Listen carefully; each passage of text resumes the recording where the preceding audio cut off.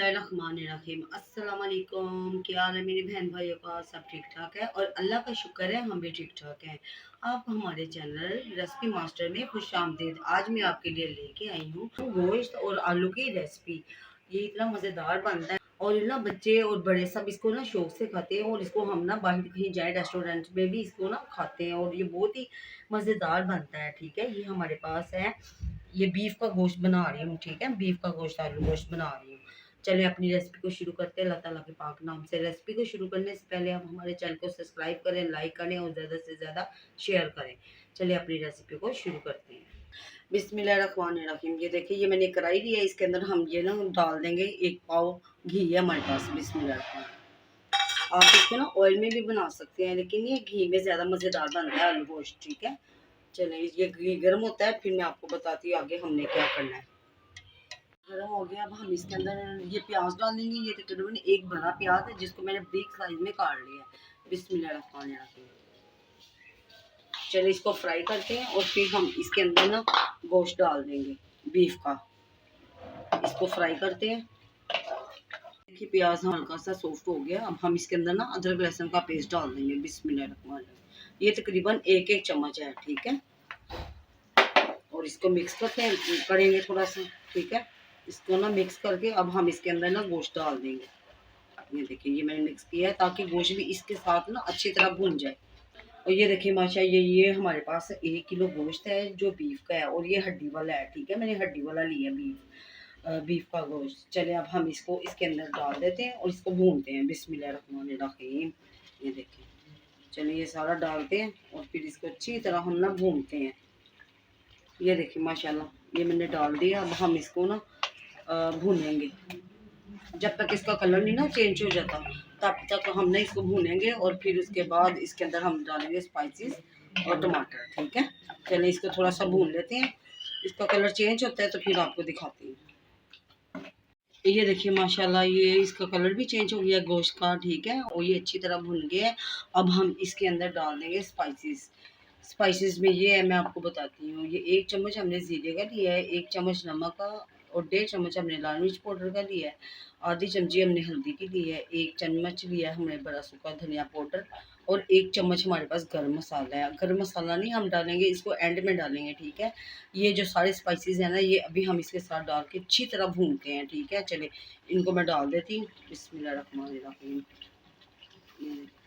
ये देखिए, ये सारे मैंने स्पाइसेस डाल दिए हैं। अब हम इसको ना मिक्स कर लेंगे ऐसे। ये देखिए, इसको मिक्स अच्छी तरह करके फिर हम इसके अंदर ना डाल देंगे टमाटर। देखिए, ये मैंने ना सारे स्पाइसेस डाल के इसको अच्छी तरह मैंने मिक्स कर लिया है। अब मैं ना इसके अंदर डाल दूँगी ये टमाटर। ये जो कि मैंने ये 3 टमाटर हैं और इसको मैंने ना, ये हमारे फ्रीज़ किए हुए टमाटर हैं। इसको मैंने चटवट में कूट के तो इसको ना मैंने इसकी प्यूरी बना ली है। बिस्मिल्लाहिर्रहमानिर्रहीम। ये 3 टमाटर हैं। अब हम इसको डाल के तो इसको थोड़ा सा ना भून के तो इसके अंदर पानी ऐड कर देते हैं ताकि ये अच्छी तरह ना गोश्त भी गल जाए। चलिए इसको अब हम ना ये टमाटरों के पानी में अच्छी तरह भूनते हैं। ये थोड़ा सा खुशक हो जाता है, फिर हम इसके अंदर पानी डाल के इसको तो फिर ना गलने के लिए रख देते हैं गोश्त को। और जब थोड़ा हल्का सा गोश्त गल जाएगा फिर हम इसके अंदर डाल देंगे दही। दही के साथ भूनेंगे और फिर आके बताएंगे आपको क्या करना है। ठीक है, चलिए ये अब ना मैं अच्छी तरह इसको ना पहले भून लूँ टमाटरों के ये पानी के साथ। ये देखिए माशाल्लाह, ये पानी ना टमाटरों का खुशक हो रहा है, थोड़ा थोड़ा रह गया। अब हम इसके अंदर डाल देते हैं पानी, तकरीबन ना 2 गिलास, ताकि ये ना अच्छी तरह से ना गल जाए। और बाद में हम फिर इसके अंदर ना दही डाल के तो फिर अच्छी तरह भुनेंगे। ठीक है, अभी हम ना इसके अंदर डाल देते हैं ये पानी। बिस्मिल्लाहिर्रहमानिर्रहीम। चलिए ये 2 गिलास मैंने डाल दिए। अब इसको ना हिला लेते हैं एक दफ़ा ऐसे। अच्छी तरह मैंने इसको हिला लिया है। अब हम इसके ऊपर ना ढक्कन दे देते हैं और तकरीबन इसको हम 1.5 घंटे के लिए छोड़ देते हैं, ताकि आपको पता है ये बीफ का है गोश्त, तो इसमें ना गलने में भी टाइम लेना है। एक बॉईल आता है तो फिर हाँ हम ना आग को हल्की कर देंगे। चले हम आपसे मिलते हैं 1.5 घंटे बाद। कि माशाल्लाह ये गोश्त है ना बीफ का, ये हो गया है। ठीक है, बस थोड़ी सी कसर है, वो हम जब आलू डालेंगे ना पानी डालेंगे उसके साथ हो जाएगा।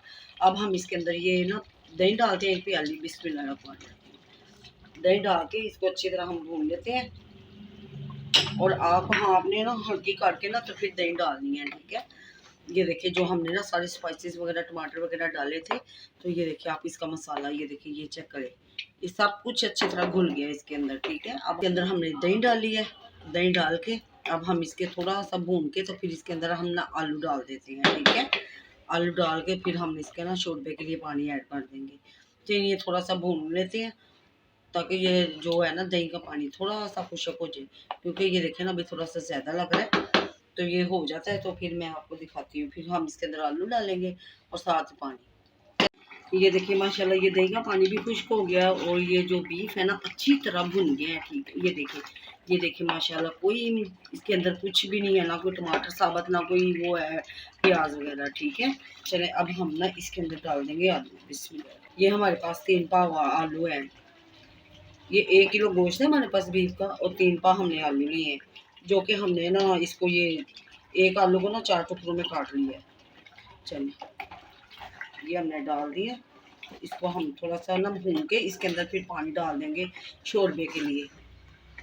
ये देखिए माशाल्लाह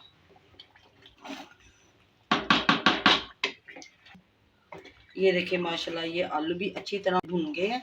अब हम इसके अंदर ना पानी ऐड कर देते हैं शोरबे के लिए, बिस्मिल्लाहिर्रहमानिर्रहीम। ये देखिए ये तकरीबन 3 गिलास पानी है, चलिए इतने काफ़ी है। अब हम इसको ना मिक्स कर लेते हैं और उसके ऊपर ढक्कन दे देते हैं, और जब ये आलू गल जाएंगे तो फिर ये ना हमारा सालन तैयार हो जाएगा आलू गोश्त का, ठीक है। चलिए मैं आपको दिखाती हूँ जब ये रेडी होता है। चलिए अब हम आपसे मिलते हैं 10 मिनट बाद। ये देखते हैं 10 मिनट हो गए हैं। ये देखिए माशाल्लाह आलू गोश्त रेडी हो गया है। ये देखिए माशाल्लाह आलू भी गल गए हैं, ये मैं आपको दिखाती हूँ। ये देखिए माशाल्लाह ये आलू भी बिल्कुल ही गल गए हैं, ठीक है। और ये गोश्त भी हो गया। चलिए अब मैं ना इसके ऊपर डाल देती हूँ ये थोड़ा सा धनिया, हरा धनिया, बिस्मिल्लाहिर्रहमानिर्रहीम। मैंने इसके ऊपर हरा धनिया डाला इसके अंदर, और ये जो बच गया था ना गरम मसाला, ये 1 चम्मच ये भी इसके अंदर डाल देते हैं, बिस्मिल्लाहिर्रहमानिर्रहीम, ठीक है। चलो डिश आउट करती हूँ और फिर आपको मैं ना इसकी फाइनल लुक दिखाती हूँ। ये देखिए माशाल्लाह, ये देखिए माशाल्लाह आलू गोश्त ना तैयार हो गया है। अभी इसी तरह बनाएं और अपने मेहमानों के आगे सर्व करें। अगर आपने हमसे कोई चीज़ ऑर्डर पे बनवानी है तो आप ना हमसे रब्ता करें, ठीक है। आपकी स्क्रीन पे हमारा नंबर चल रहा है। तो अगर आज आपको हमारी रेसिपी अच्छी लगी है तो आप हमारे चैनल को सब्सक्राइब करें, लाइक करें और ज़्यादा से ज़्यादा शेयर करें। चलिए अब हम आपसे मिलते हैं किसी अच्छी सी न्यू रेसिपी के साथ, तब तक अपना ख्याल रखें। अल्लाह हाफिज़।